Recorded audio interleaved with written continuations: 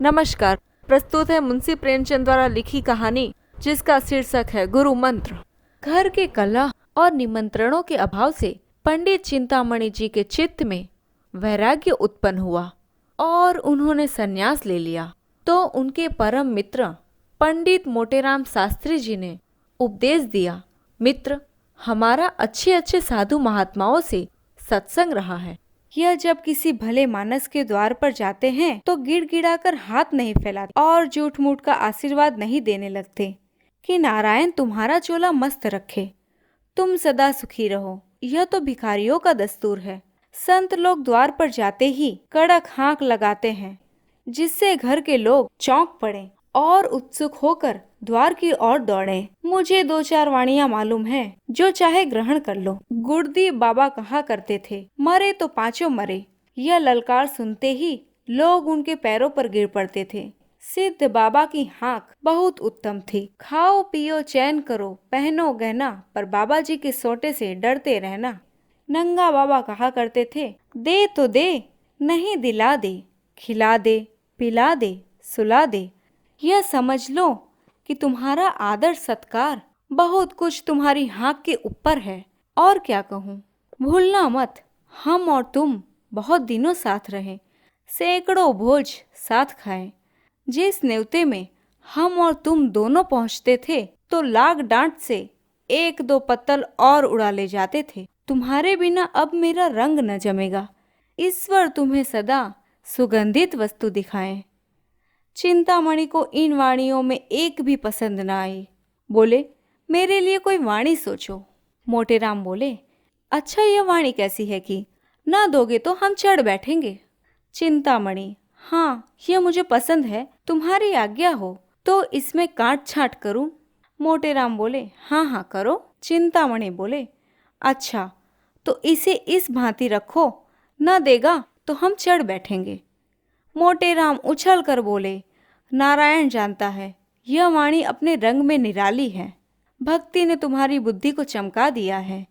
भला एक बार ललकार कर कहो तो देखे कैसे कहते हो।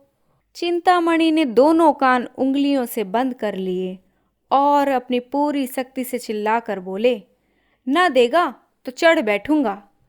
यह नाद ऐसा आकाश भेदी था कि मोटेराम भी सहसा चौंक पड़े। चमगादड़ घबराकर वृक्षों से उड़ गए, कुत्ते भूकने लगे। मोटेराम बोले, मित्र, तुम्हारी वाणी सुनकर मेरा तो कलेजा कांप उठा। ऐसी ललकार कहीं सुनने में न आई। तुम सिंह की भांति गरजते हो। वाणी तो निश्चित हो गई। अब कुछ दूसरी बातें बताता हूँ, कान देकर सुनो। साधुओं की भाषा हमारी बोलचाल से अलग होती है। हम किसी को आप कहते हैं, किसी को तुम।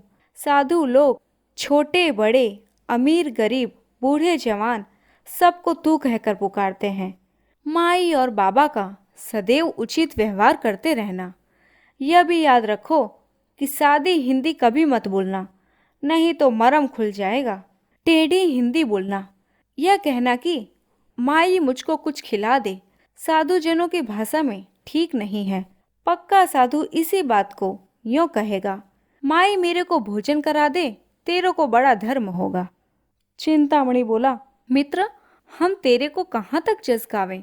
तेरे ने मेरे साथ बड़ा उपकार किया है। क्यों उपदेश देकर मोटेराम विदा हुए। चिंतामणि जी आगे बढ़े तो क्या देखते हैं, एक गांजे भांग की दुकान के सामने कई जटाधारी महात्मा बैठे हुए गांजे के दम लगा रहे हैं। चिंतामणि को देखकर एक महात्मा ने अपनी जयकार सुनाई, चल चल जल्दी लेके चल, नहीं तो अभी करता हूँ बेकल। एक दूसरे साधु ने कड़क कर कहा, अर धम, आए पहुँचे हम, अब क्या है गम। अभी यह कड़ाका आकाश में गूंज ही रहा था कि तीसरे महात्मा ने गरज कर अपनी वाणी सुनाई, देश बंगाला, जिसको देखा न भाला, चटपट भर दे प्याला। चिंतामणि से अब न रहा गया। उन्होंने भी कड़क कर कहा, न देगा तो चढ़ बैठूंगा। यह सुनते ही साधुजन ने चिंतामणि का सादर अभिवादन किया। तत्क्षण गांजे की चीलम भरी गई और उसे सुलगाने का भार पंडित जी पर पड़ा। बेचारे बड़े असमंजस में पड़े। सोचा अगर चीलम नहीं लेता तो अभी सारी कलई खुल जाएगी। विवश होकर चीलम ले ली, किंतु जिसने कभी गांजा न पिया हो वह बहुत ही चेष्टा करने पर भी दम नहीं लगा सकता। उन्होंने आंखें बंद करके अपनी समझ में तो बड़े जोरों से दम लगाया। चिलम हाथ से छूटकर गिर पड़ी, आंखें निकल आईं, मुंह से फिचकुर निकल आया, मगर न तो मुंह से धुएं के बादल निकले न चिलम ही सुलगी। उनका यह कच्चापन उन्हें साधु समाज में च्युत करने के लिए काफी था। 2-3 साधु झल्लाकर आगे बढ़े और बड़ी निर्दयता से उनका हाथ पकड़कर उठा दिया। एक महात्मा बोले, तेरे को धिक्कार है। दूसरे महात्मा बोले, तेरे को लाज नहीं आती, साधु बना है मूर्ख। पंडित जी लज्जित होकर समीप के एक हलवाई की दुकान के सामने जाकर बैठे और साधु समाज ने खंजड़ी बजा बजा कर यह भजन गाना शुरू किया। माया है संसार सवलिया, माया है संसार, धर्माधर्म सभी कुछ मिथ्या, यही ज्ञान व्यवहार, सवलिया माया है संसार।